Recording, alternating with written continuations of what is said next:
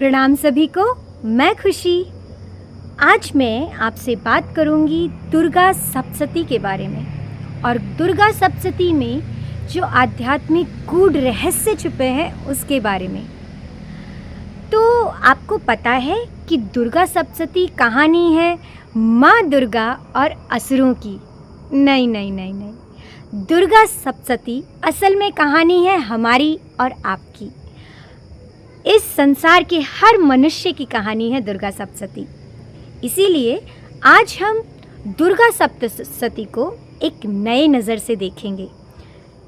उस कहानी के, उस कथा के हर पात्र को हम असल में समझेंगे कि ये क्या समझाना चाहता है। दुर्गा सप्तशती की इस कथा में सबसे पहले हम बात करेंगे 3 पात्रों की। पहले पात्र है राजा सुरथ। राजा सुरथ प्रतीक है सुंदर रथ के। सुरथ यानी कि सुंदर रथ। अब ये सुंदर रथ क्या है?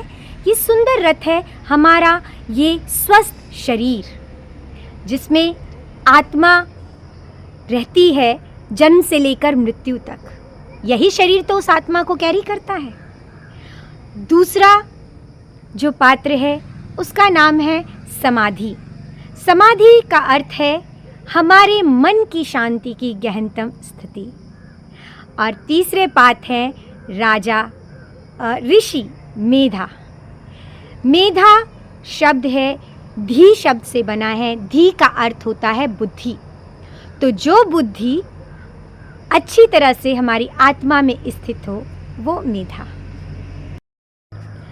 कथा कहती है कि राजा सुरथ एक बहुत बड़े राजा थे जिनका एक बड़ा साम्राज्य था, लेकिन वो कोला विध्वंस नामक एक छोटी जगह के राजा से हार जाते हैं।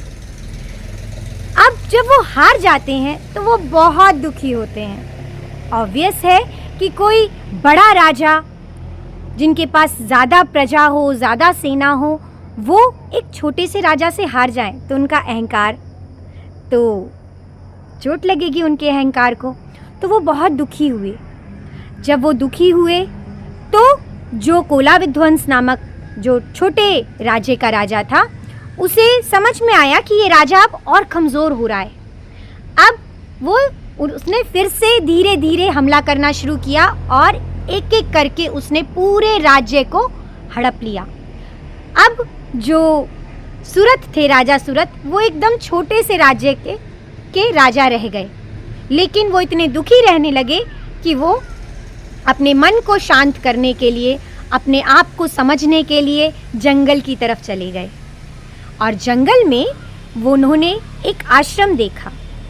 वो आश्रम था मेधा ऋषि का। ये ऋषि मेधा का जो आश्रम था, वहाँ पे विपरीत प्रकृति के जानवर भी बहुत प्रेम से रहते थे।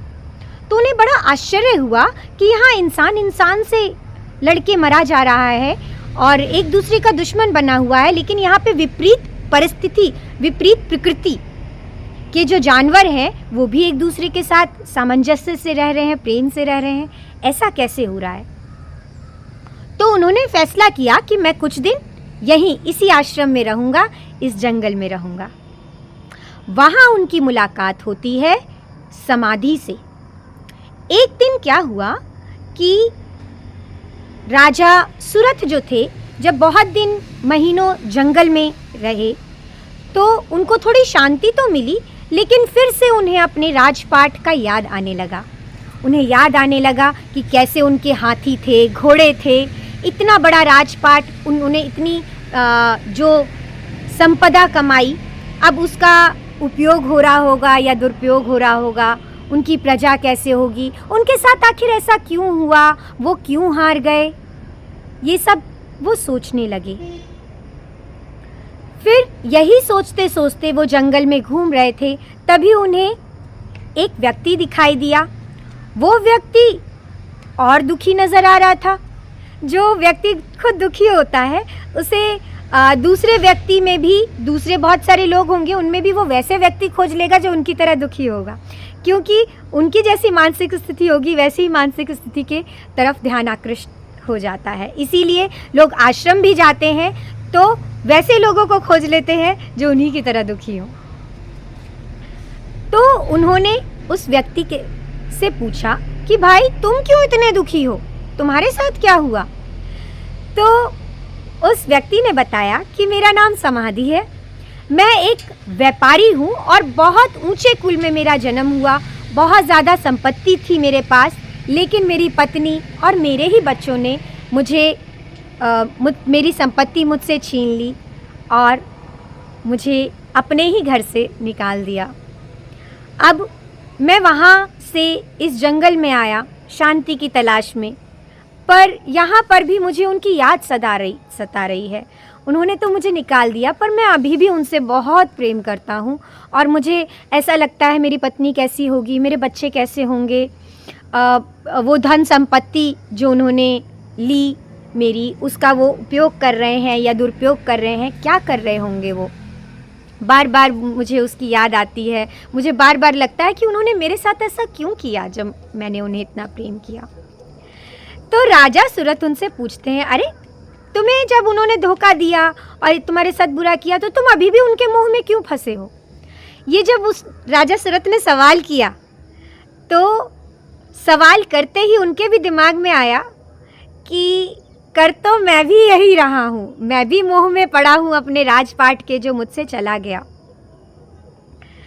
फिर दोनों एक दूसरे से बात करते हैं और फैसला करते हैं कि हमारी ऐसी स्थिति क्यों है, हम इस मोह में क्यों पड़े हुए हैं और हम इससे बाहर कैसे आएंगे, इस दुख से हम बाहर कैसे आएंगे। तो उन्होंने फैसला किया कि हम जाते हैं मेधा ऋषि से पूछते हैं। तो वो दोनों जाते हैं और मेधा ऋषि से पूछते हैं कि आखिर हमारे साथ जो हुआ वो क्यों हुआ, और अब जो हम दुखी हैं और इस दुनिया ने हमको दुखी कर दिया, फिर भी हम उन्हीं सब चीज़ों के बारे में क्यों सोच रहे हैं, उन्हीं सब लोगों के बारे में क्यों सोच रहे हैं, इस मोह से हम कैसे बाहर आएं। और मेधा ऋषि ने तब इसका बड़ा सुंदर जवाब दिया जो आगे इस कहानी में मैं आपको बताऊंगी। पहले हम थोड़ा सा समझते हैं कि ये राजा जो सूरत थे वो क्यों हारे। आप देखिए कि राजा सूरत प्रतीक है सुंदर शरीर का, स्वस्थ शरीर का। राजा सूरत ने अपने शरीर का, सुंदर शरीर का ख्याल नहीं रखा। जैसे हम सब कुछ करते हैं लेकिन अपने शरीर का, अपने स्वयं का ख्याल नहीं रखते हैं, अपने स्वास्थ्य का ध्यान नहीं रखते हैं। कुछ लोग जो ये कहते हैं कि मैं सोसाइटी के लिए बहुत कर रहा हूँ, अपने परिवार के लिए बहुत त्याग कर रहा हूँ, सब बहुत पूजा पाठ करता हूँ, फिर भी मैं दुखी क्यों हूँ। आपने सब कुछ किया, पर क्या आपने आपको जो ये शरीर दिया गया, क्या उसका ख्याल रखा? विशेषकर महिलाएं अपने पूरे परिवार के लिए बहुत त्याग करती हैं, बहुत काम करती हैं, बहुत ख्याल रखती हैं, बहुत साफ सफाई करती हैं, सब कुछ करती हैं, पूजा पाठ भी बहुत करती हैं, लेकिन ये शरीर भी एक मंदिर है। इस मंदिर का ख्याल आपने रखा क्या? ज़रा सोचिएगा। इसी मंदिर का ख्याल न रखने के कारण राजा सूरत एक छोटे से राजा से हार गए।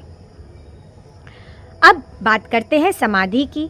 समाधि वो स्थिति है जो शांति की गहनतम स्थिति है, और ये स्थिति हम सबकी हो सकती है। हमारे सबके भीतर वो गहनतम शांति है, परंतु हम इसे खो देते हैं। क्यों? मोह के कारण। और कई कारण हैं जो हमें पता चलेगा धीरे धीरे इस कहानी को जब हम समझेंगे। और मेधा ऋषि हमारी ही अपने भीतर बैठी वो परमात्मा है, जो अगर जिन तक हम पहुंच जाएं, जिन तक हम पहुंचने का प्रयास करें, जिस साइलेंस में, जिस शांति की अवस्था में अगर हम पहुंच जाएं, तो हम सत्य को जान जाएंगे, सच को समझ जाएंगे और बहुत सुकून और शांति से जी पाएंगे। आगे हम इस कहानी को सुनेंगे, कैसे मेधा ऋषि ने क्या बताया। 3 तरह की माया के बारे में उन्होंने बताया जो हमें जकड़ी रहती है। मेधा ऋषि बताते हैं कि अगर तुम इतने दुखी हो तो इसमें तुम्हारी कोई गलती नहीं है। ये 3 तरह की देवियाँ हैं, ये 3 तरह की माया हैं जिन्होंने आपको जकड़ रखा है। मगर इस माया के बारे में जानेंगे हम अगले भाग में। मित्रों, मैं जनरली अपने वीडियोस अपने ग्रुप के अलावा कहीं शेयर नहीं करती, परंतु ये वीडियो मैं सबको शेयर कर रही हूँ इस वजह से ताकि आप भी आगे शेयर करें। ये कहानी जानना 2 लोगों के लिए बहुत ज़रूरी है। एक वो जो बहुत आस्था रखते हैं, तो उन्हें भी ये पता होना चाहिए कि एक्चुअली में हमें क्या जानना है, क्या सीखना है। और जो आस्था नहीं रखते हैं, जो कहते हैं कि संस्कृति कुछ नहीं है, शास्त्र कुछ नहीं है, उनके अंदर कितने गहरे मीनिंग छुपे हुए हैं वो भी उन्हें भी समझ में आए। तो लॉजिकल लोगों के लिए भी, जो रीजनिंग से चीज़ों को समझते हैं, उनको भी ये वीडियो भेजिए और उनको भी भेजिए जो आध्यात्म में इंटरेस्टेड हैं, ताकि वो इन शास्त्रों का, इन कहानियों का, कथाओं के पीछे जो सच्चा अर्थ है उनको समझ सकें। तो मेरी मदद कीजिए सच्चाई को, सत्य को दूसरों तक पहुंचाने के लिए। धन्यवाद। अगले सेशन में हम मिलेंगे, अगले भाग में।